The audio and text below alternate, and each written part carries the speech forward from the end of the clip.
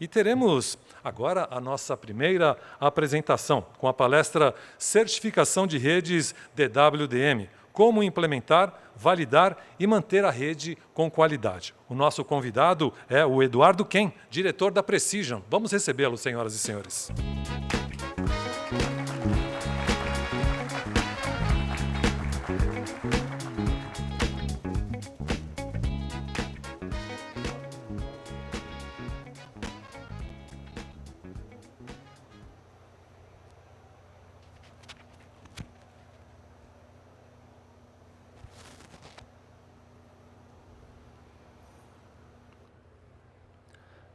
Minasan, Ohayou gozaimasu, Nihongo hanashimasu ka?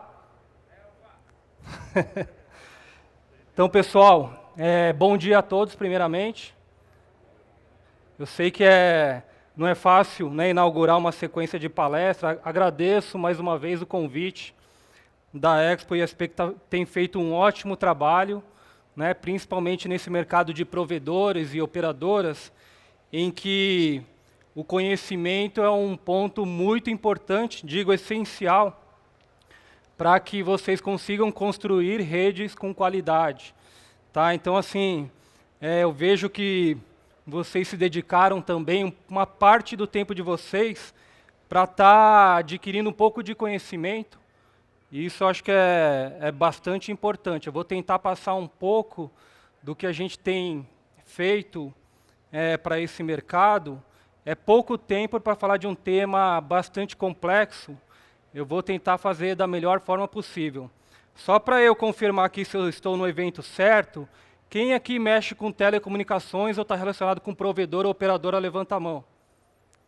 Ainda bem, vai que era uma feira de, sei lá, cosmético, alguma coisa assim. Quem não é desse mercado? Que às vezes entrou, estava passando na frente, né?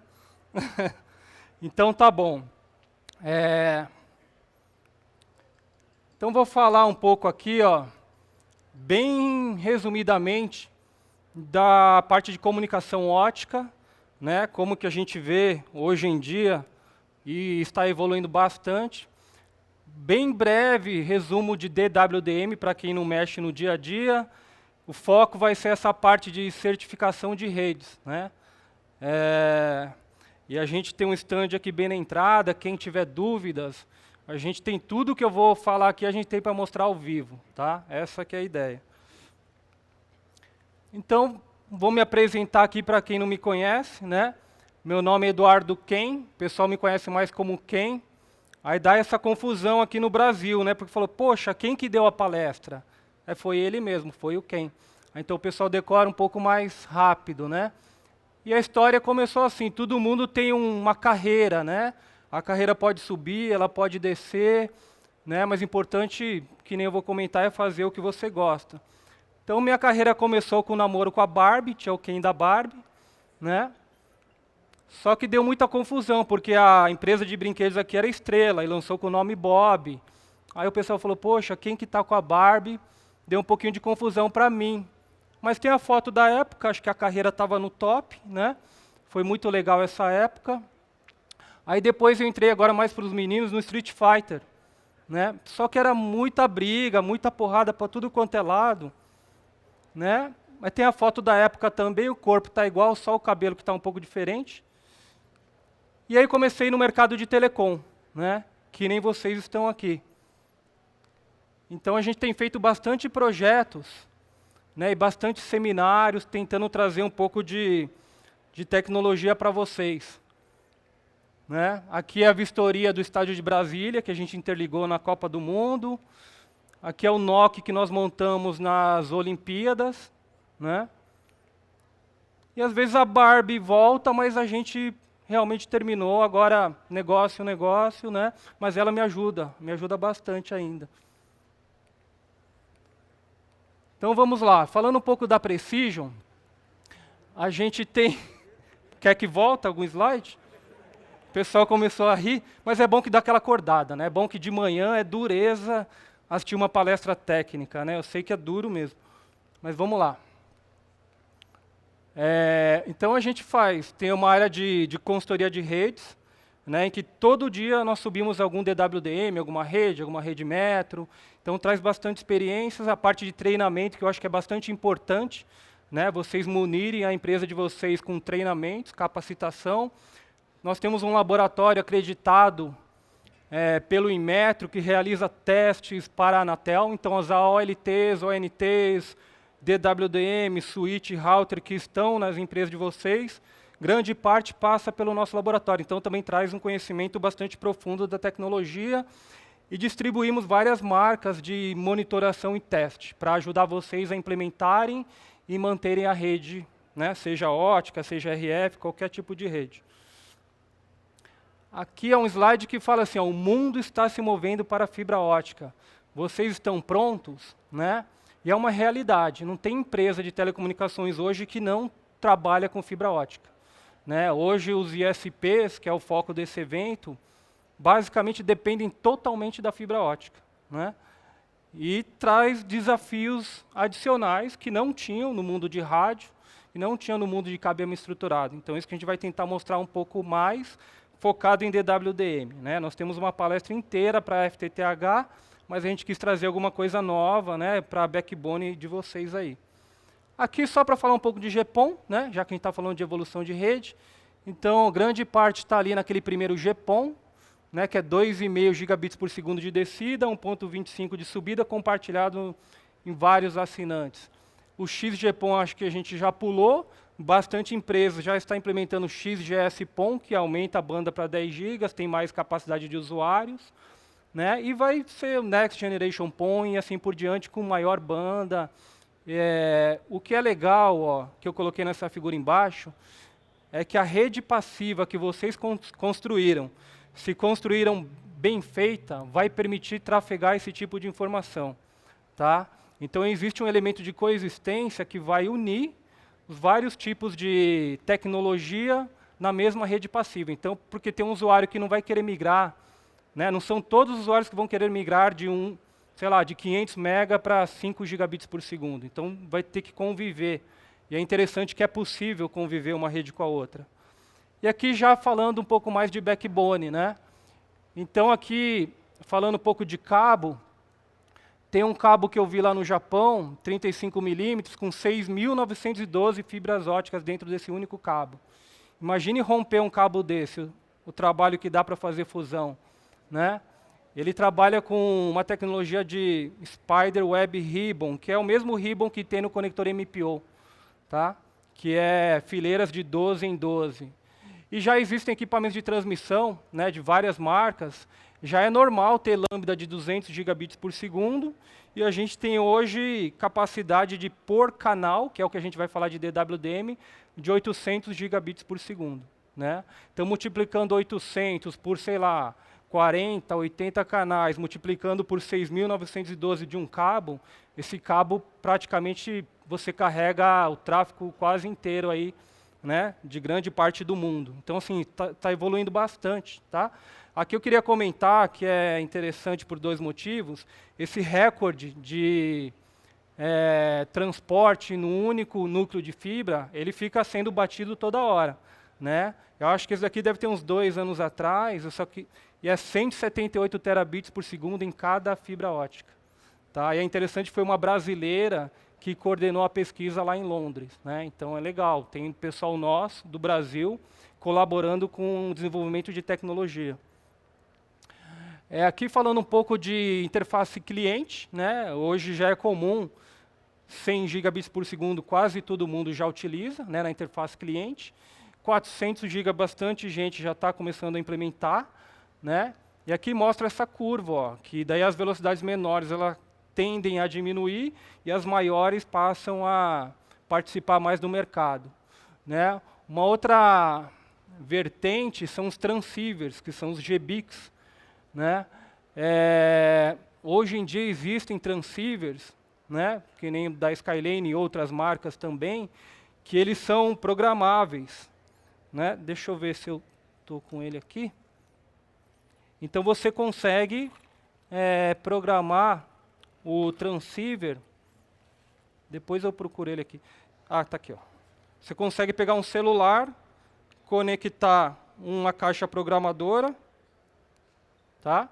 E eu falo assim, transceiver, bom dia, eu quero que você seja hoje Cisco. Amanhã eu quero que você seja Juniper.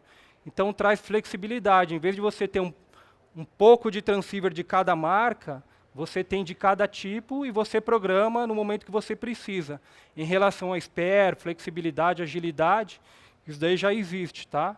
E às vezes até, né, com preço bastante competitivo. Então só para trazer que isso já é comum, né? Olha que legal esse globo aí.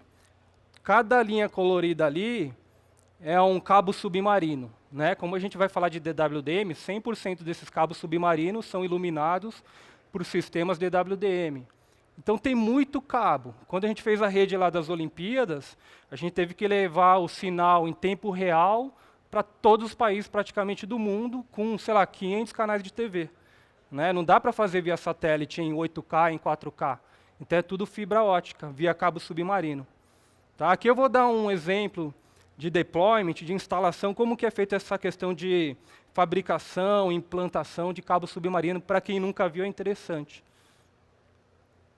Então, primeiro você fabrica, você tem que encomendar esse cabo submarino. Não é uma coisa que você liga na loja e fala, me manda um cabo aí. Né? É uma coisa muito específica, demora bastante tempo.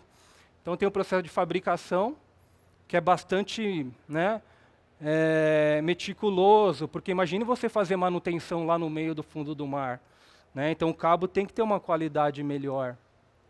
A parte de energização, né, a parte que leva a energia para os amplificadores que estão no fundo do mar, não tem uma tomadinha lá no fundo do mar. Né? Então a alimentação tem que ser da parte terrestre para os amplificadores. Tá? Aqui um pouco mais de depois que eu construo a parte ótica, tem a camada de proteção, né, para ele ficar mais robusto. Olha que legal. Aqui é você carregando o cabo depois de pronto no navio que vai lançar no fundo do mar. Então ali está, acho que 5 metros. Então ele começa lá embaixo, é uma sala quase desse tamanho. Eu começo enrolando ele, primeiro nível. Aí eu passo certinho, aí beleza, segunda camada. E vou enrolando. No caso da Seaborn, acho que demorou 1 mês só para carregar o cabo no navio. Tá? Aí ele vai organizando, fileira por fileira. E vai outra fileira e assim por diante. É um processo assim, bastante demorado. Né? Aqui ele carregando já os amplificadores para dentro do navio.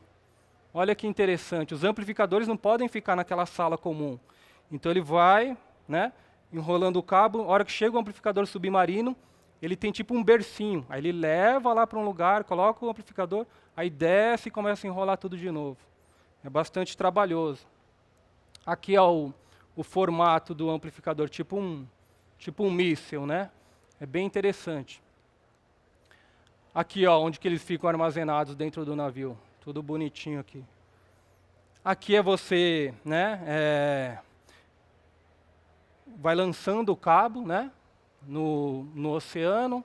Aqui é uma particularidade que eles fizeram, que eu acho que é interessante também. A land station, ou seja, onde tem toda a parte de funcionamento, nesse caso, foi feita nos Estados Unidos e mandaram isso prontinho, colocou lá na praia e começou a funcionar. Né? Então, assim, tem umas coisas bastante diferentes mesmo. Aqui é a construção. Aqui é fazendo toda a parte onde o cabo vai chegar, na praia, né? Cabo submarino. Aqui é o pessoal puxando, o cabo chegou, eles têm que puxar, né? Chega numa boia, mergulhador tal, eles têm que puxar para dentro. Aqui, o cabo chegou no mar, aí você puxa ele. Né? E aqui finalmente chegou o cabo depois de bastante tempo e bastante trabalho. Né? E o data center funcionando e você interliga 2 continentes. Né? Nesse caso específico é um cabo, acho que o único que vai direto, Nova York e São Paulo, que liga os 2 polos financeiros da América do Norte e do Sul. Né? Que a grande vantagem é uma latência menor para a transação financeira. Né? Quem é multimilionário, ele não fica comprando no computador, ele tem computadores que fecham vendas e compras em milissegundos. Então é importante ter uma latência menor. Tá? Só para mostrar um pouco de da questão submarina, e Fortaleza, ó, é o local do mundo, né, que muda, né? Mas tem que estar o primeiro, acho que um tempo atrás era o primeiro, 16 cabos submarinos chegando lá. Então é legal, o pessoal quer chegar no Brasil, tá? Então, assim, tem bastante movimentação nesse sentido e é oportunidade para todo mundo aqui. Falando bem rápido do DWDM, né, para quem... Basicamente, eu tenho uma fibra só, né, um meio, e eu quero passar vários sinais ao mesmo tempo. Eu poderia fazer isso de várias formas, né? Para quem fez engenharia ou colégio técnico, uma delas é TDM, que é divisão por tempo. Tempo seria assim, eu falo e depois ele fala num tempo diferente, né? Divisão por frequência, usa bastante em rádio AM, FM, cada rádio tem uma frequência de RF. E, finalmente, divisão por comprimento de onda, né? Cada lambda, cada sinal óptico, ele tem uma frequência. Então, para a gente conseguir transportar vários sinais na mesma fibra, eu sintonizo cada sinal numa frequência diferente, multiplexo isso, né, fisicamente, e eu consigo transmitir vários sinais na fibra óptica. Então, DWDM nada mais é que é isso daí. Tá? Você tem vários lambdas, vários canais, no domínio do espectro óptico. Tudo bem? Então, assim, não é um bicho de 7 cabeças, né? Aqui é um esquemático bastante resumido. Nós conseguimos colocar muito mais elementos aqui, né? Mas, basicamente, você tem um elemento que é o transponder, onde eu entro o meu sinal, o pessoal chama de cinza, porque ou é 850 ou 1310, que é comum, e o transponder ele converte para essas frequências diferentes. Aqui, né, eu separei por cores. Então, ele transforma em verde, que é uma frequência, sei lá, lambda 1, roxo, vermelho, lambda 2, 3, e ele fica ali, ó, na mesma fibra, cada canal na sua frequência. Tá? Depois você tem o MUX, que é onde vai juntar todos esses canais. Né, o VOA, que é uma questão que você consegue variar a atenuação de cada canal para eles saírem alinhados, geralmente é integrado com o MUX-DMUX. Tá? EDFA, basicamente amplificador, além de fazer multiplexação, o DWDM permite longa distância. Né? Então você pode ter amplificador de saída, booster, pré-amplificador na chegada, amplificador de linha, amplificador Raman, quando a distância é muito grande. Tá? E cada tipo de implementação tem um cuidado específico. Tá? E do outro lado, compensador de dispersão, para quem trabalha com um lambda não coerente, 10 gigabits por segundo, tem bastante gente ainda que tem lambda de 10. Aí você tem que compensar a dispersão, a gente vai falar um pouco aqui. E do outro lado você faz o contrário. Chega a todos os canais numa única fibra e ele abre, separa e volta para cada transponder. Então o DWDM não é um bicho de 7 cabeças, é bem simples assim, né? Mas requer um pouco de conhecimento para você implementar bem feito e para manter. Né? Já que ele vai segurar o backbone da sua rede, eu vou tentar trazer alguns aspectos que às vezes o pessoal não tem tanto cuidado e pode gerar problema.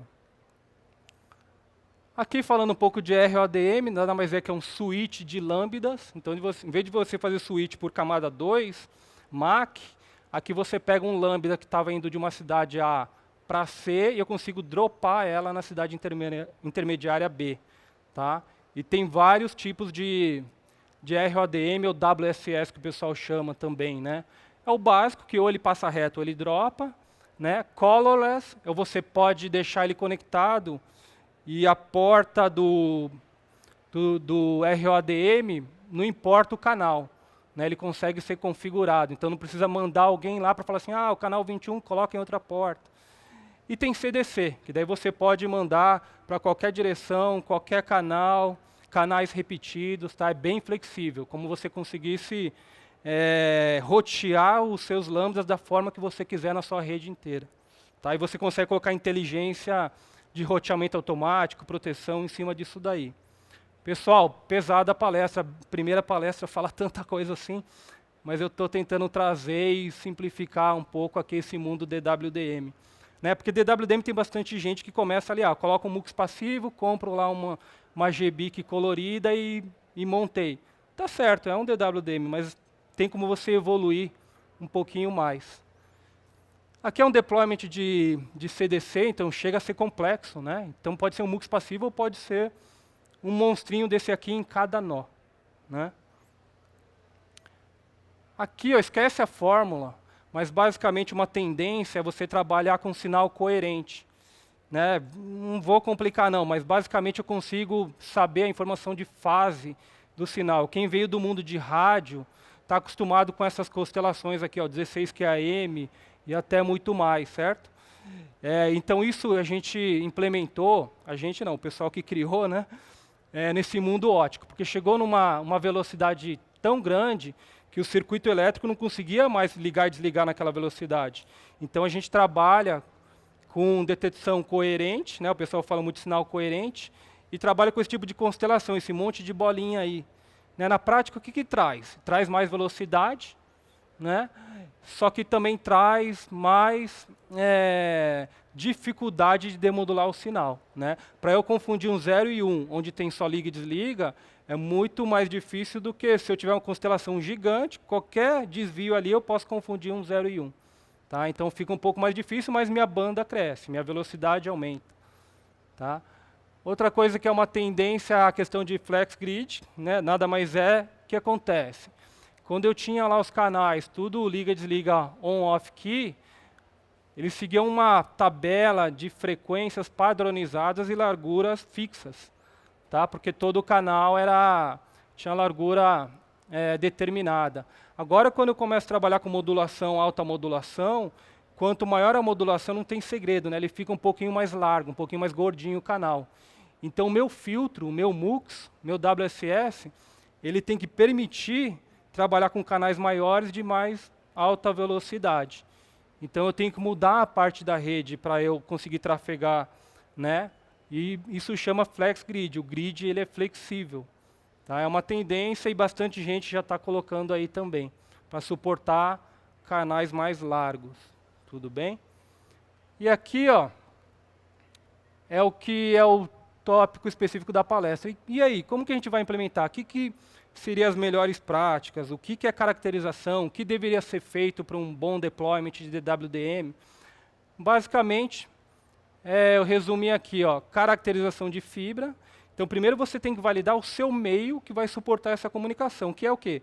Que é o cabo óptico que está ali na rua. Né? Eu quero, sei lá, 120 quilômetros e quero que esse negócio aí funcione.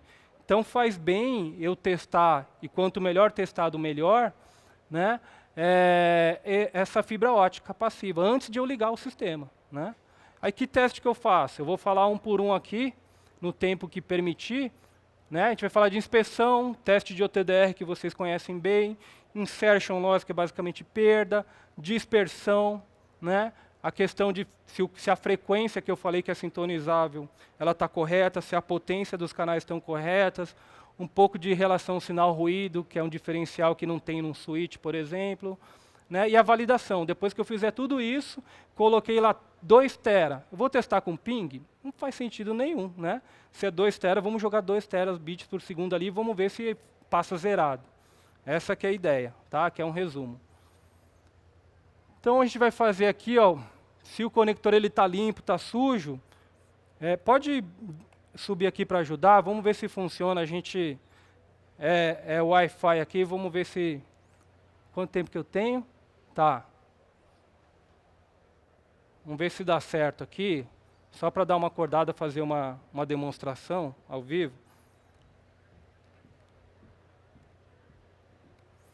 Então aqui, ó, deixa eu mostrar para eles.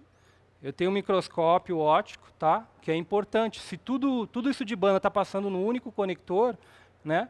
O conector é um ponto importante do sistema como um todo. É bem simples, mas é importante. Né? Pode dar um OK aí, por favor? Isso, é porque não tem nada. Aí eu coloco aqui o conector, ó.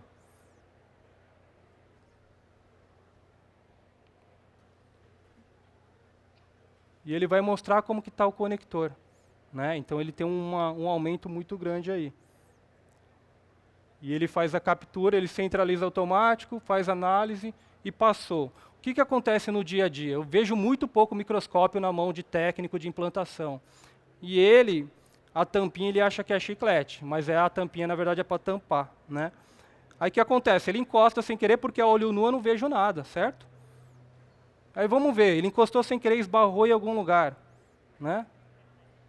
Olha o que acontece, derrubei meu São Paulo Miami aqui, por uma bobeirinha, tá? Então assim, isso é bastante normal, eu vejo todo dia. Agora ela vai fazer a limpeza, o pessoal fala, ah, mas é muito investimento e demora muito. A gente gastou, sei lá, 10 centavos de reais e 2 segundos. Será que é bastante tempo? Será que é bastante dinheiro para subir um backbone? Aí, ó, resolvido. Entendeu? Então eu quero trazer para vocês, para quem nunca viu, um pouco de conscientização também, né? A gente faz isso no treinamento, aí o técnico vendo, ele vai lembrar que melhor não colocar o dedo, melhor tampar, melhor limpar, melhor inspecionar. Obrigado, viu? Então pode voltar para a apresentação. Então aqui já é uma coisa prática, né? Já é uma recomendação, né, bastante importante que a rede derruba. Eu já vi bastante sistemas DWDM cair só por causa disso. E fica dando comando no roteador, mexendo no amplificador, é só limpar. Entendeu? É um detalhe, mas é importante. Então aqui a gente já mostrou na prática, né? E pode ser, sei lá, sujeira, limpeza. O problema é quando é risco. Se tiver riscado do fornecedor ou a pessoa riscou, não adianta a canetinha. Eu não vou conseguir tirar o risco, eu tenho que trocar a fibra. Por isso que o microscópio é importante, não só a caneta. Tá? Vamos que tem bastante coisa. Aí tem um método tradicional de operação de miopia, mas nunca fica muito bom, não recomendo. E tem um método inteligente, né? Que é automatizado, que salva, que você faz swap de fibra, entregou sua conexão limpinha, e o seu parceiro tudo detonado. Se você não tem microscópio, nunca vai saber. Só quando ficar taxando erro lá 3 meses. Tá? Então, legal. Aqui, um pouco de OTDR. Basicamente, eu quero ver a perda da minha parte passiva de cabo óptico. Né? E eu quero ver se os elementos ali, fusão, conectores, estão ok. Para não ter reflexão, para não ter muita perda. Se você falar, está perdendo muito, mas aí para resolver, aí tem que ser o OTDR. Tá? Então, aqui, fonte Power Meter ou um LTS, que faz automático essa questão. Ou o OTDR, que vai ver tudo ao longo do caminho da fibra. Né? Tem bastante provedor aqui que é raçudo. Depende 100% de fibra ótica e não tem OTDR. Né? Eu recomendo ter algum OTDR. Né? Aqui o OTDR convencional. Então um vídeo rapidinho, como que é o dia a dia do técnico que vê o OTDR, ele vê um tipo de curva dessa daí. Ajuda bastante, questão de rompimento, mas é muito difícil de analisar naquela correria. E aqui eu vou mostrar o OTDR inteligente. Em vez de ver aquela curva, ele mostra o desenho da sua rede. Todos os conectores, todos os splitters, todas as fusões, né, o que tem problema já pinta de vermelho, já dá um diagnóstico. Então a ideia é vocês trabalharem com ferramentas mais otimizadas que já existem, já estão disponíveis aí, tudo bem? A gente tem aí para mostrar. Então, vale a pena evoluir, né? Se não, poxa, mas a gente não quer evoluir, a gente quer fazer na raça. Poxa, não tem motivo, né? Que nem a gente usa hoje celular em vez de pombo. Evoluiu, vamos evoluir também, né? Então é muito melhor eu analisar a rede dessa forma. Tá? É muito mais rápido, efetivo e confiável. Então a gente faz também, na parte de caracterização, essa parte de curva cruzada, tira a média de evento, né? Para tirar os falsos ganhos por aí. Aqui um pouco de dispersão, também é na parte de fibra passiva. Dispersão cromática, basicamente o canal tem uma largura e tem também... Então cada parte do sinal ele viaja com tempo diferente, porque ele é composto por várias cores, podemos chamar assim. Então a gente tem que testar, principalmente para a rede não coerente, quanto de dispersão que tem. Porque a potência pode estar linda, maravilhosa, se tiver dispersão não vai funcionar. Então é um teste que pouca gente faz, mas quem segue as recomendações faz e nunca tem problema disso. Né? Outra questão é a dispersão de modo de polarização. Então, na verdade, a fibra é um círculo, né? E o sinal trafega dentro dela. Não é um filete, ela tem um diâmetro. O que acontece se tiver um problema mecânico, podemos chamar? Um sinal vai viajar com uma velocidade diferente do outro. Para quem nunca viu uma explicação de PMD, é basicamente isso. Então, tem como você medir isso, porque se estiver muito acentuado, a rede não vai funcionar também. Tá? Então, tudo isso que eu estou falando tem como testar, antes de colocar a rede para funcionar. E tem analisadores vários por aí que fazem o teste. Né? Tem uns que trabalham com uma fonte e um medidor, e a gente tem um caso específico que é só um analisador numa ponta, ele consegue fazer as duas medidas, né, ao mesmo tempo. Então economiza, é um pouco mais prático. Tá? Mas o importante é que é interessante fazer o teste. Aqui, Power Meter, tranquilo. Né? Tem que ver se a potência está ok, se está muito alta, muito baixa ali. Tá? Aí tem Power Meters mais evoluídos. A questão de OSA, analisador de espectro óptico. É bastante importante, pessoal. Só um tempinho que já estou terminando. Por quê? Porque lembra que eu falei que tem vários canais? Eu quero ver se esses canais estão alinhados, se não tem nenhum com uma potência muito baixa, se não tem interferência. Então eu vejo frequência e potência. Já é um ponto importante. Mas mais que isso, a questão de relação sinal-ruído. O que acontece no DWDM? Como tem amplificadores, pode ter uma potência boa, né, mas se grande parte do sinal tem uma potência ótima, mas o ruído também está alto, a relação sinal-ruído é pequena, eu não vou conseguir demodular. Então vocês têm que ter OSA. Né, na implantação. Eu tenho um sistema com 20 canais, vou subir mais 10. Em 20 estava funcionando. A hora que eu subi os 10, a relação sinal-ruído ficou ruim e começou a taxar erro nos outros que já tinham, entendeu? Então é importante fazer a medida de relação sinal-ruído em DWDM, que é específico de DWDM. Né? Então aqui uma tela de OSA, a gente tem para mostrar, e ele tem uma coluninha que é relação sinal-ruído. Tá? Aqui eu não vou complicar muito, mas para sinais de alta modulação tem problemas de OSA tradicional. Eu posso dar uma falsa impressão que o sinal-ruído está ruim, porque eles são mais gordinhos, ou que ele está muito bom, mas ele não está porque tem um ruído dentro do canal, in-band, noise, né, o SNR. Então, assim, como que eu vou ver com OSA? Tem que ser um OSA específico que faz essa medida. Né, e hoje a gente tem padrões. Então, nós fornecemos aí para várias operadoras, vários OSAs, que medem corretamente relação sinal-ruído. Tá?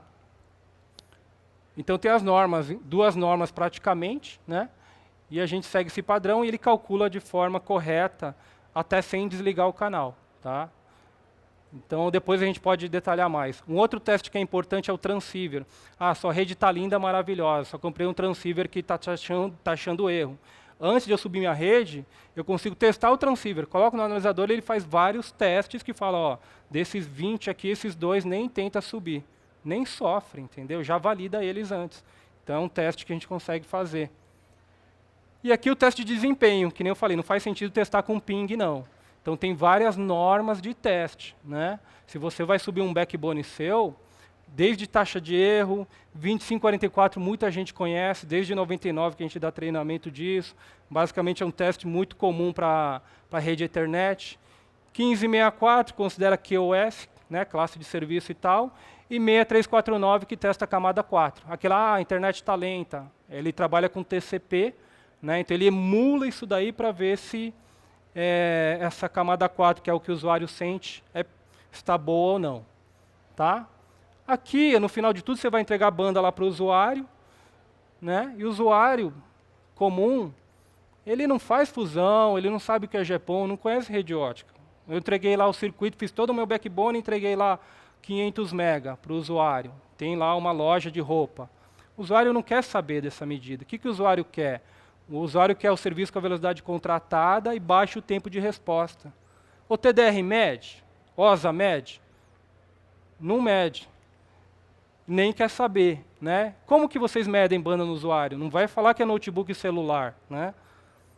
Ninguém faz isso. Estou brincando, bastante gente faz.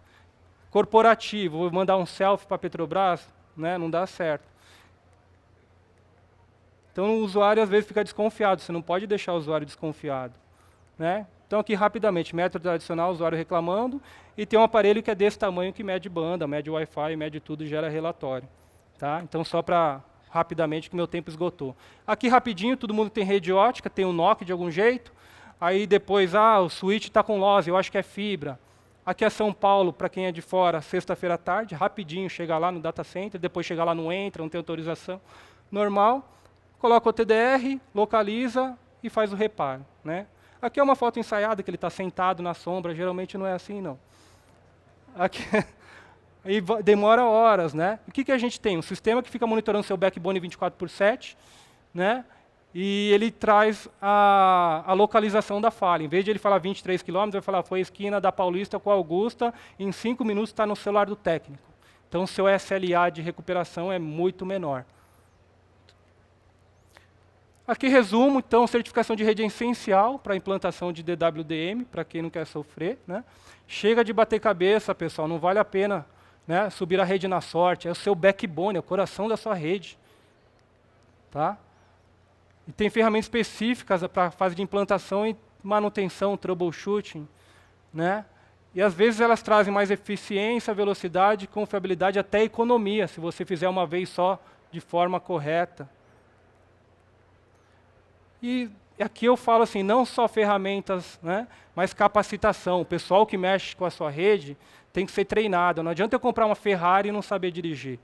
Tá? É bastante importante. E aqui o negócio de raiz, Nutella, que o pessoal fala muito, né? Fala, o técnico tem que ser raiz, tem que rasgar o cabo com um dente. Para quê, pessoal? O negócio custa R$15. Vamos evoluir, vamos evoluir.